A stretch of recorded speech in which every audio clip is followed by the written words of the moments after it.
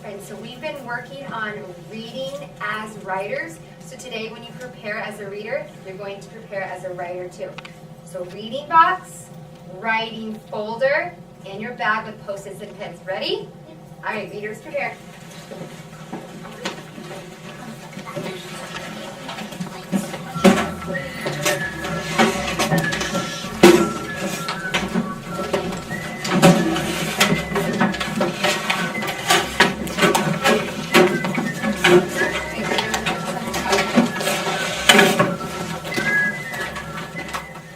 So last night, guys, I was thinking as it got so cold outside, it made me think of Christmas.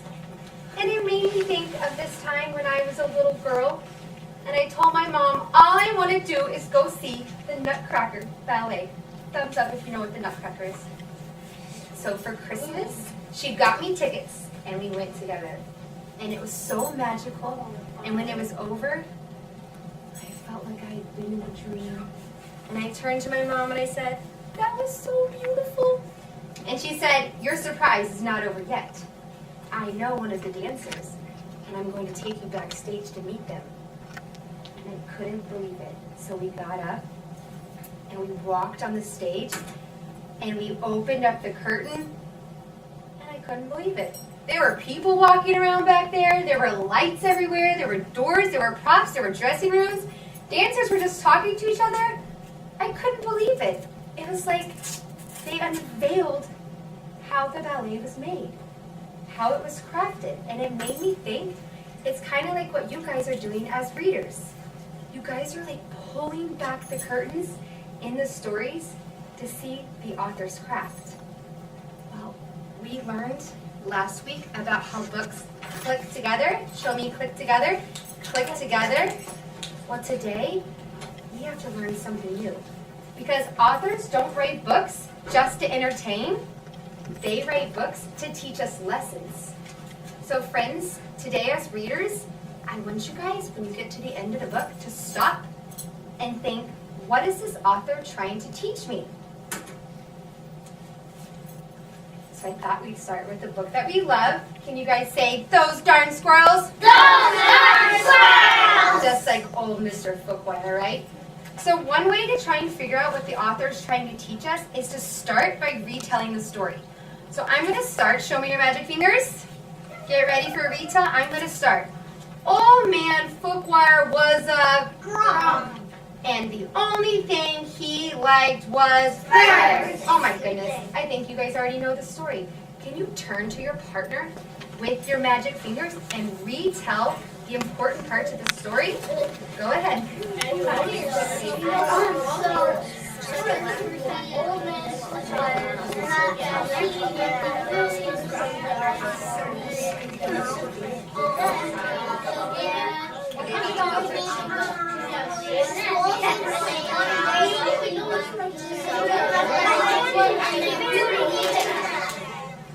Friends, I heard some really good retelling. So, we love this book. But guess what? He didn't just write this book so we can go, oh, Ian, I love this book, it's so funny. No, he includes lots of lessons in this book. So one lesson I was thinking was, old man Fookwire shouldn't be such a grump. He should try and like more things. What do you guys think? Is that a good lesson? Yeah. Is that a good lesson for us? Yes. Actually, guys, I kind of think that's a lesson for Mr. Fookwire, right? He shouldn't be such a grump. I'm not a grump.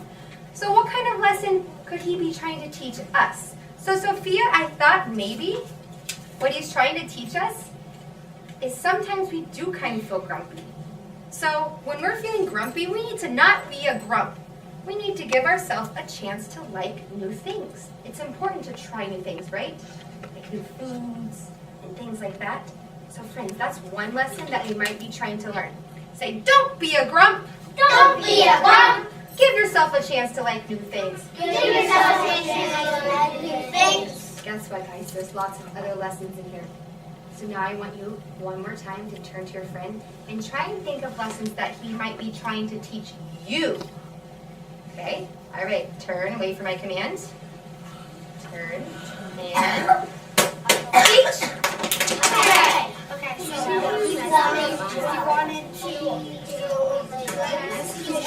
He should try to like to our animals. He should try not to be nice and very Okay, another one. You should do nice things to other people. I want you to think about how the story puts together being nice to other people.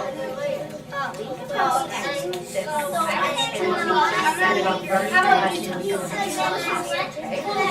about friends, I heard lots of great lessons that he might be trying to teach us. Can anybody raise their hand and share a lesson you think?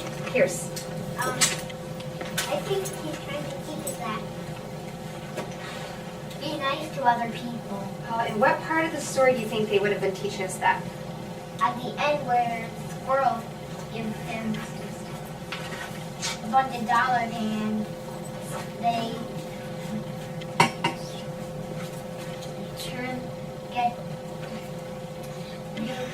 put themselves in the bird costume.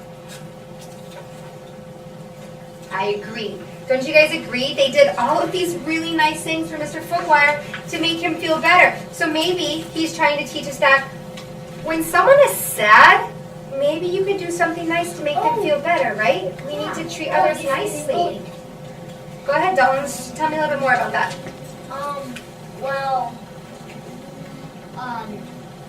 That story taught us to not be selfish. Tell me about that. Well, how does that teach us to not be selfish? I agree. It's because he didn't like a lot of things. He didn't like a lot of things, right? So who was not being selfish here? Who learned that lesson? Mm-hmm. And also, weren't the squirrels being selfish? They were like, I'm going to take all this bird seed. And they took all the bird seed. And then at the end, they weren't being selfish, right? Avani, do you remember what they did at the end? What did they do? To make him happy, right? So they weren't being selfish there either. So are they working together? They're all like working together and making a plan, right? In the story, the squirrels keep making a plan. So maybe he's trying to teach us that it's important to work together. And make a lot of plans in the writer's workshop. Maybe make plans like in writer's workshop, guys. It's important to work as a team. Thumbs up if you play sports. Do you work as a team? Yes. It's important to work together. So friends, eyes on me. You are going to work on this as you're reading like writers. And this is hard work. Not only do you have to think about how the story clicks together now, but you have to think, what does this author want to teach me? So I'll give you a little hint because this can be very challenging. Are you ready for the challenge? Yes. I would find a book that you've already read before to start with today, Imani. Find a book you've already read before. Then you can just go retell the parts and try and find the lesson that the author's trying to teach you. Got it? Yeah. All right, off you go. This is what I've already